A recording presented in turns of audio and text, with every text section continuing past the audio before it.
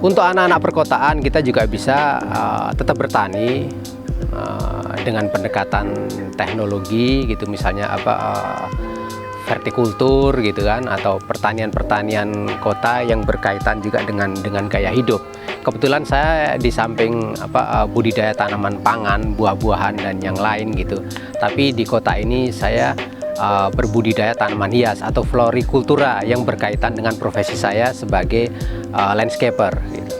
Jadi kami juga menekuni di horticulture landscape, bagaimana penyediaan material tanaman hias untuk industri landscape itu juga bisa kita geluti dengan pendekatan konsep pertanian kota menggunakan tempat-tempat lahan-lahan sempit, karena pertanian kota adalah pertanian berhubungan dengan gaya hidup.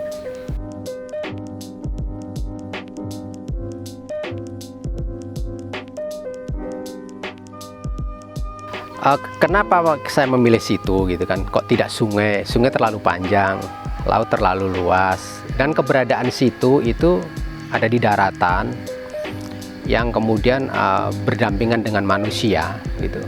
Itu rawan okupasi.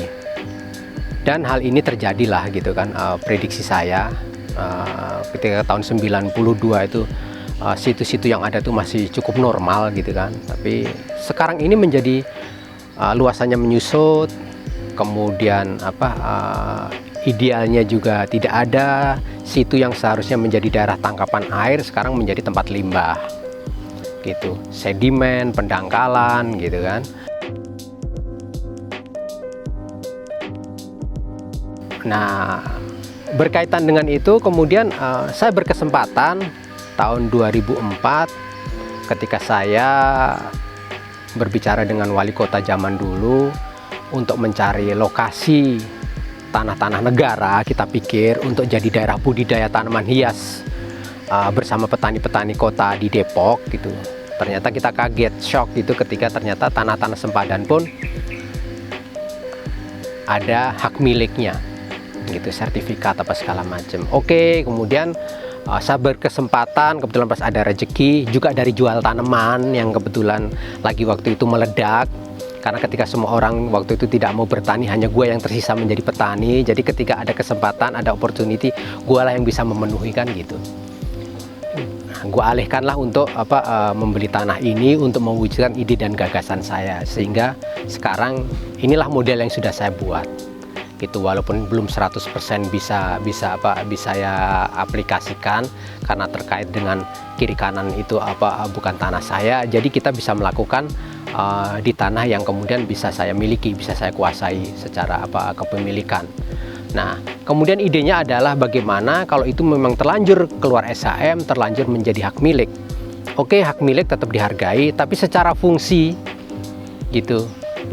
Kita juga menghargai gitu, bahwa undang-undang sempadan setu ini adalah sempadan yang harus hijau gitu. Nah, bagaimana kita pertahankan tetap kehijauannya itu tetap terjaga, kemudian kita buat cekungan-cekungan sebagai daerah tangkapan air, sebagai water catchment gitu, ada sedimen trap segala macam supaya situ itu benar-benar menjadi lestari gitu. Jadi ketika kita punya mimpi itu kita wujudkan gitu, bukan sekedar menjadi tulisan gitu. Inilah gitu. Jadi sekarang kita bisa lihat, kita buat cekungan-cekungan, kolam-kolam juga bisa kita piara ikan, bisa menjadi estetika landscape gitu kan. Nanti justru saya buat nih konsepnya dua. Yang sini nanti untuk ekonominya, yang sebelah kanan saya nanti sebelah sana untuk sosial dan budayanya. Saya sedang bangun sanggar di sana, rumah baca dan sanggar, namanya Langgar Aksara Nusantara. Nanti yang sosial di sana, yang di sini yang bisnisnya nanti di sini gitu, karena supaya ini nanti bisa ngidupin di sana gitu. Gak fair orang punya duit di sini mau gratisan, gak lucu gitu. Lo makan minum gitu ada untungnya nanti buat ngerawat sana gitu.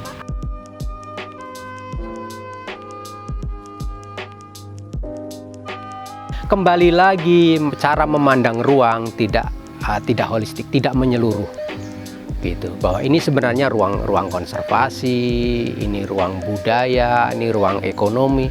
Semua flat cara pandangnya adalah ruang itu adalah ruang ekonomi gitu. Jadi yang tanah harusnya itu menjadi modal ber-NKRI, sekarang kan menjadi komoditi. Tanah itu diperjualbelikan gitu, perjualbelikan dalam konteks nilai ekonomi. Bahkan sertifikat juga digunakan untuk memperkuat industri keuangan gitu.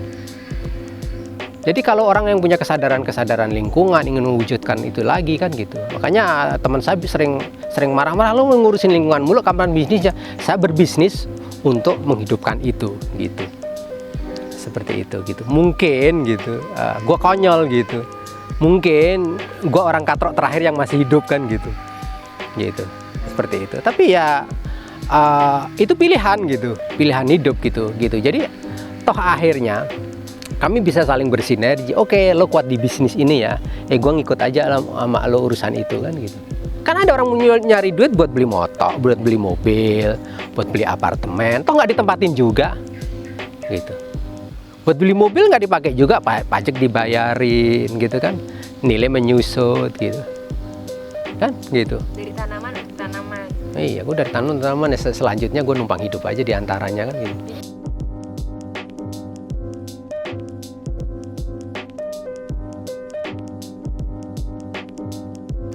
Ya Pak, justru kami diundang karena dia positif dengan apa yang kita lakukan gitu kan. Tapi bahwa kemudian dia akan melakukan kan butuh proses penganggaran, proses persetujuan. Nah yang menyetujui itu ngerti juga kagak, juga kita kagak tahu gitu. Tapi di dalam level-level pengambil kebijakan sebenarnya kita sudah nyambung.